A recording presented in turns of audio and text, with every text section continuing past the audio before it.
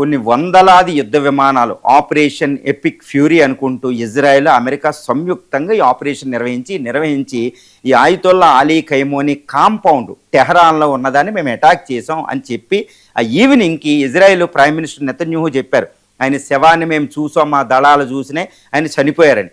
America అధ్యక్షుడు తన truth సోషల్లో కూడా దాన్ని ప్రకటించడం జరిగింది. అంతే తర్వాత తెల్లారి అంటే 24 గంటల తర్వాత ఇరాన్ కూడా దాన్ని కన్ఫామ్ చేసింది, ధృవీకరించింది. అంతే, ప్రపంచంలో ఆయితొల్లా అలీ ఖైమోని చనిపోయారు. కానీ ఆయన అంత్యక్రియలు ఇంకా పూర్తి కాలే. ఆయన శవం అక్కడ రెడీగా ఉంది హాస్పిటల్లో. ఒకరోజు బతికారు, మళ్ళీ ఇరాన్ అంటుంది ఒకరోజు బతికే ఉన్నారు, గాయపడ్డారు అంటున్నారు.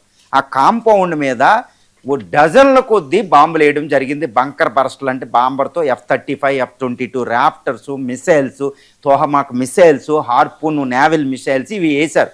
డ్రోన్లు, అధునాతనమైన MQ-9 ర్యాపర్లు అంటే డ్రోన్లు ఉపయోగించారు. ఆయన గాయపడే అవకాశం ఏంటి? ఎక్కడ గాయపడతారు? ముక్కలు అయ్యి అసలు శవం కూడా కనిపించలేని ఒక పరిస్థితి అక్కడ దాపురించాలి. కానీ ఇప్పుడు ఆయితొల్లా అలీ ఖైమోని చనిపోయారా? ఎందుకంటే ఆయన చనిపోవాలి అంటే